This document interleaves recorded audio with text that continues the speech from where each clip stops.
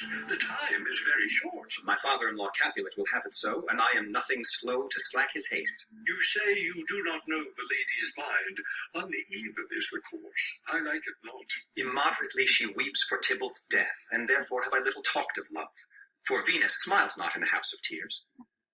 Now, sir, her father counts it dangerous that she do give her sorrow so much sway, and in his wisdom hastes our marriage to stop the inundation of her tears, which too much minded by herself alone may be put from her by society.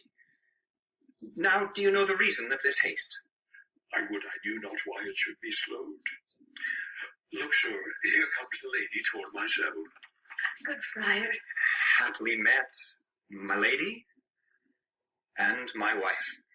That may be, sir, when I may be a wife. That may be, must be, love, on Thursday next. What must be, shall be. That's a certain text. Come you to make confession to this father? To answer that, I should confess to you. Do not deny to him that you love me. I will confess to you that I love him. So will ye, I am sure, that you love me. If I do so, it will be of more price being spoke behind your back than to your face. Poor soul, thy face is much abused with tears. The tears have got small victory by that, for it was bad enough before their spite. Thou wrongstest more than tears with that report. That is no slander, sir, which is a truth. And what I spake it to my face. Thy face is mine, and thou hast slandered it. It may be so, for it is not mine own. Are you at leisure, Holy Father, now, or shall I come to you at evening mass? My leisure serves me, pensive daughter, now. My lord, we must entreat the time alone. God shield I should disturb devotion. Juliet, on Thursday early will I rouse ye. Till then, adieu, and keep this holy kiss. On Thursday next. Oh, shut the door, and when thou hast done so, come weep with me, past hope, past cure, past help. Oh, Juliet, I already know thy grief. It strains me past the compass of my wits. I hear thou must at nothing make prorogue it. On Thursday next be married to this count. Tell me not, friar, that thou hearest of this, unless thou tell me how I may prevent it. If in thy wisdom thou canst give no help, do thou but call my resolution wise, and with this knife I'll help it presently. God joined my heart in Romeo's, thou our hands. And ere this hand by thee to Romeo sealed shall be the label to another deed, or my true heart with treacherous revolt turn to another, this shall slay them both.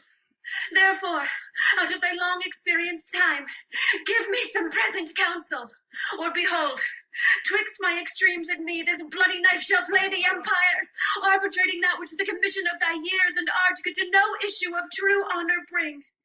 Be not so long to speak. I long to die if what thou speakst speak not of remedy. Hold, daughter. I do spy a kind of hope which craves as desperate an execution as that is desperate which we would prevent.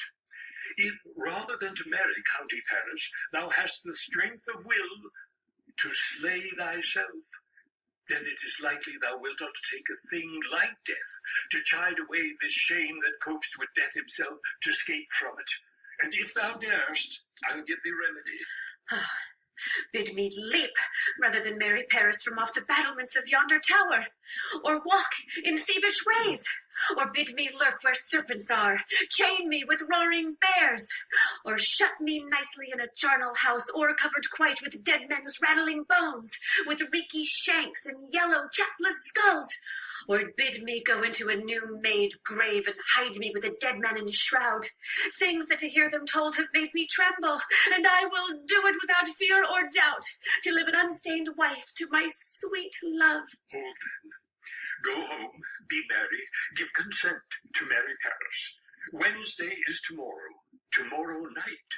Look that thou lie alone, let not the nurse lie with thee in thy chamber. Take thou this phial, being then in bed, and this distilled liquor drink thou off, when presently through all thy veins shall run a cold and drowsy humour, for no pulse shall keep his native progress, but surcease.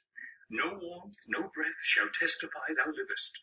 The roses in thy lips and cheeks shall fade to paly ashes, thy eyes windows, fall like death when he shuts up the day of life. Each part deprived of supple government shall stiff and stark and cold appear like death. And in this borrowed likeness of shrunk death thou shalt continue 42 hours, and then awake as from a pleasant sleep. Now, when the bridegroom in the morning comes to rouse thee from thy bed, there art thou, dead. Then, as the manner of our country is, in thy best robes uncovered on the bier, thou shalt be borne to that same ancient vault where all the kindred of the Capulets lie. In the meantime, against thou shalt awake, shall Romeo by my letters know our drift, and hither shall he come, and he and I will watch thy waking, and that very night shall Romeo bear thee hence to Mantua. And this shall free thee from this present shame, if no inconstant toy nor womanish fear abate thy valor in the acting it. Oh, give me! Oh, tell me not to fear. Hold, get you gone. Be strong and prosperous in this resolve. I'll send a friar with speed to Mantua, with my letters to thy lord. Love, give me strength, and strength shall help afford. Farewell, dear father.